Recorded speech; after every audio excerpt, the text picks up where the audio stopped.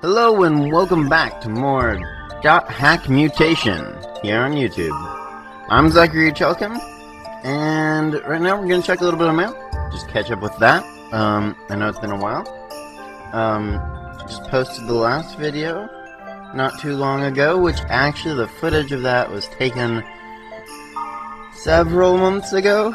I think like 4, and I never finished it up. That was part of the first session with the episode 16, and then I did 17, and then I didn't continue going. But now I'm gonna keep doing that, and we need to go look at BlackRose went to go talk to a guy called Wise Man, but Wise Man thinks it's better to talk in person, so we're gonna have to go meet him at Lambda Dazing Sage's Arctic. That's the next big story plot. We're probably not going to get into that today. One of the first things on this is a side quest episode, more or less. First, taking care of the Goblin round number 9, which would award us if we win this, which you know we will, because it's super easy.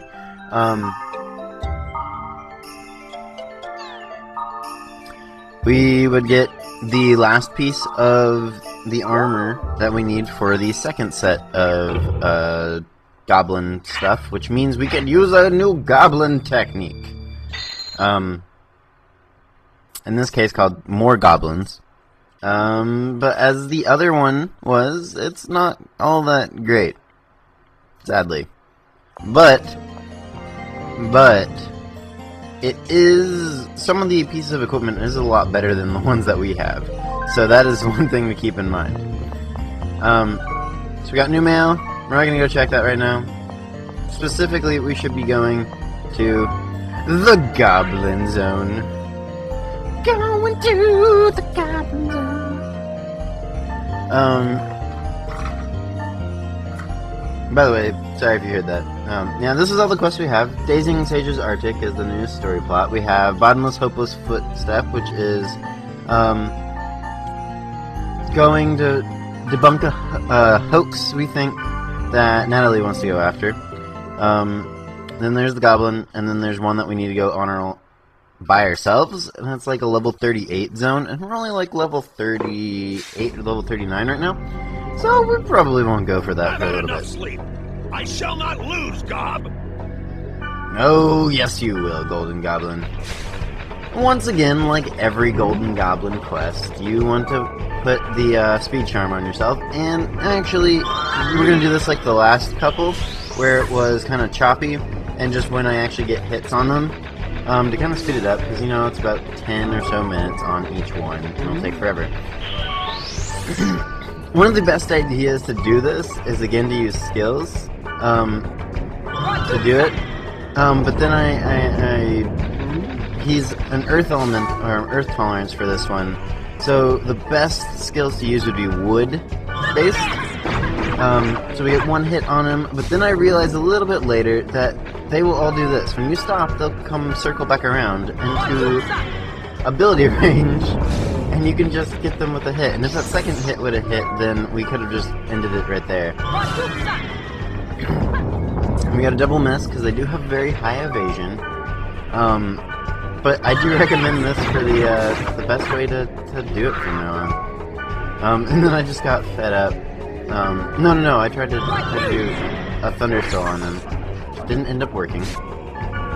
But then I got fed up and was like, I'm just going to use the last wood sprite on them. And that was the end. You do not need to chase them. The R isn't there for nothing, you know. Hey, you know Martina R? A wicked gob. Yep, so now we have all the pieces for Goblin Boots A to be able to make goblins. So we're going to pick up a couple grunt mints here, and then we'll head back. And we'll put on the new set of goblin stuff. Martina R would be the last match that we have to do in this game against, or the last game of tag that we have to do against the Goblins.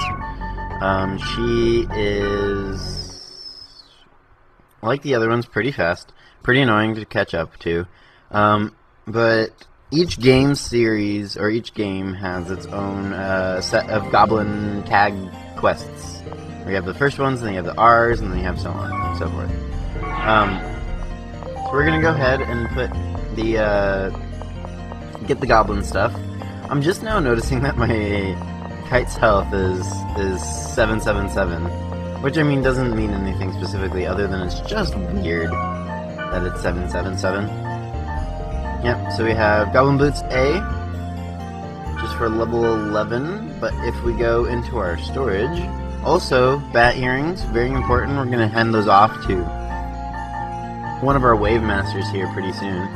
But yeah, we have the Goblin Gloves A, the Goblin Cap A, the Goblin Mail, and the Goblin Boots A now, so we could equip them all.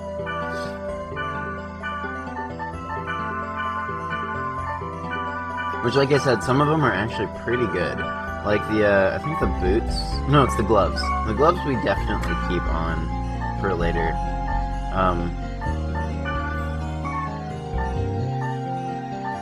But yeah, it's got Olareth. Olareth. And this is me just comparing stuff to what we have. Yeah, so the Goblin Mail isn't quite as good as the other stuff. But see, that is a fairly good difference. We don't get as much resistances, but that's only by 2. And other than that, we get a lot of evasion and stuff.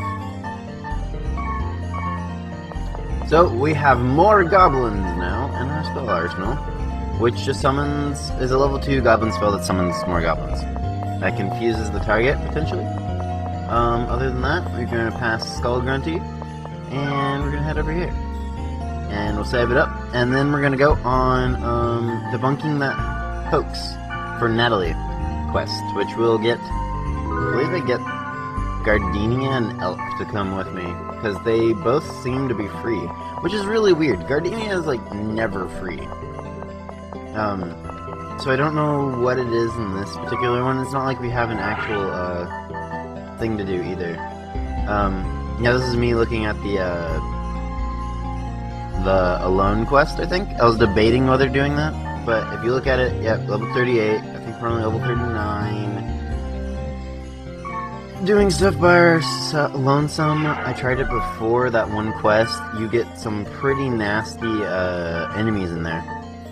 So, not going to do it for right now. Could have brought Moonstone, but I don't really like Moonstone. Natsume, not Natalie, I said Natalie earlier. Natsume is already in the dungeon.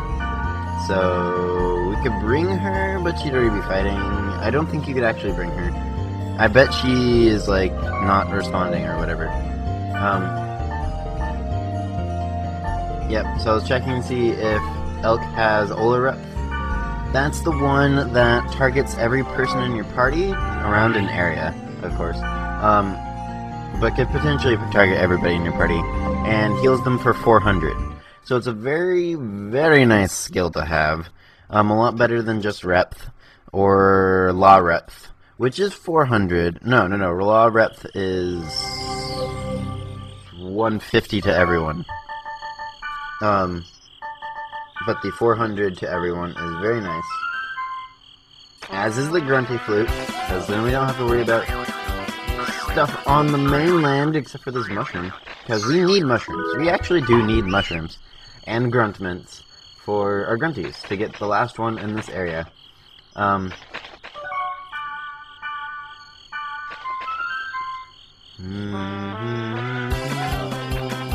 then we're going to head to the pool, see if we can't get anything nice out of an upgrade.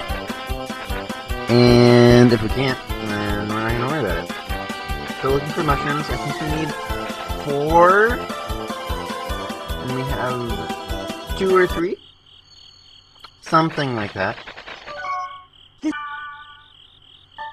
Let's see if he can upgrade the Murko. I said the wrong consonants there. The Mukuru. Mukuru. I'm not that great at reading offhand. What? Neither one. Just with the weapon, go to in console. Okay, so we need to find Grandpa, but we always find Monsieur, which always sucks. I believe it's on the particular stage that they're on, so we get another golden axe and silver axe, and Mushroom. but we do get another mushroom. So that would be very nice. Oh, excuse me. I haven't been sleeping very well the last several weeks. Yeah, so I'm pretty tired. I am doing this before class, because, you know, it's always better to get this going before class, because it's got to render out. Render times on videos. Anyway, we are in a dungeon, which means we'll use a fairy's orb. And I will do the typical Zaki thing, which is go to as few rooms as possible. Because dungeons take forever. But in this dungeon, we specifically have very large enemies. I think it's the majority of what it is. We fight a lot of Orochi. Which most people know Orochi. It's an ancient snake of legend. Orochimaru from Naruto has influence from that, obviously from his name, and that he uses snakes a lot. Orochi might also just mean snake, which I'll go look up right now. Orochi. I don't know necessarily if that is true. Helps if you spell Orochi right. There sure is a lot of stuff on Google. Yeah, it looks like Orochi does mean snake. What does Orochi mean in Japanese? Pretty. Yeah. Also giving stuff over to Gardenia and whatnot, because they should be upgraded by a long way. Orochi is a 8-headed snake in Japanese mythology. That's what I thought. And we're fighting another one, who does not have 8 heads, and is not that tough at all.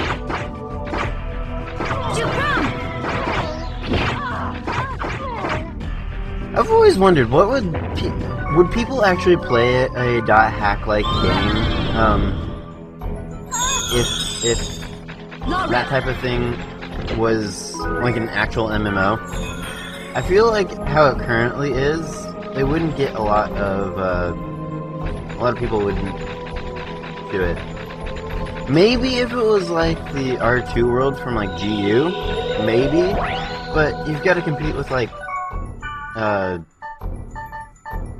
World of Warcraft and all that stuff. But I feel like the whole thing of having towns and that's a place to gather, and there's all these randomized, created levels that necessarily are never the same once you go back again. Which isn't true. They're all generated based on the words that are given. So the one level will always be the same level, if that makes sense. I feel like it would be kind of cool though, because the fact that you could make, if you have just like a ton of words, like they only have like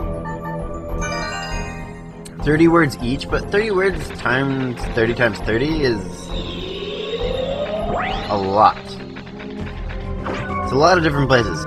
Think if it's actually the internet, and you can have like a buttload more than just 30 words. Yeah, that was more goblins, by the way. Not very, like, very... Double swing. Yeah, it wasn't that great. Heal up Gardenia here. I feel like it would do a lot better if it had more words, and then you could have your own separate little place that you and your clan can hang out or whatever. Also have guilds from the second game. That would be nice. Somehow Gardenia died in there. I have no idea. Might have gotten hit with a death effect from the pumpkin. But who knows? We receive a Devil's Axe and a Green Gale. Green Gale is a wood scroll. People don't remember. No damage! I don't know why I'm not using that. Like, it's an upgrade in a lot of stuff, and then it has the added effect of no damage, which I have no idea how that comes into effect. But I'm basically getting rid of the Goblin armor. At least having the Goblin skill, because it's not... You've seen it. It like goes kaboom, and Goblins are done. And see, that gives actually a pretty considerable upgrade to both evasion and magical and in physical. And same thing with the boots. So, just gonna keep the boots and the gloves on. And then gonna pass off the Thundercloak, I think, to Elk. But I'm not sure. Yeah. Yeah. Because thunder magic is the best magic. At least in my opinion.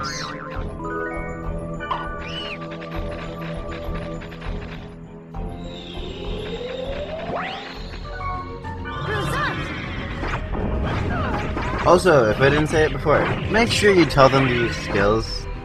Elk is like almost useless if he's not using skills, but then if he is using skills, it's like the best thing ever. Like, that would take forever to clean up just with auto attacks and whatnot.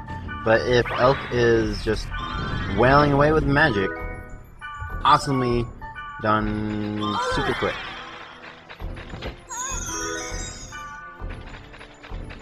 Also, it's really...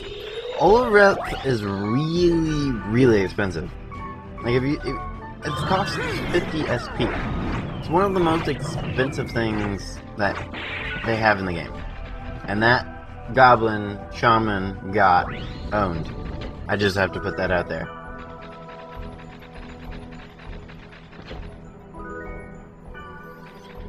Alright, well, we are close to the ending point of this episode. We're gonna head down to the next level in the next episode. Once we get through this door and round the corner. So, I'm Zachary Chalcom. Tune in next time for more .hack Mutation, where we'll continue this quest, show Natsume that it was just a hoax, and get on with the Wise Man quest. See ya!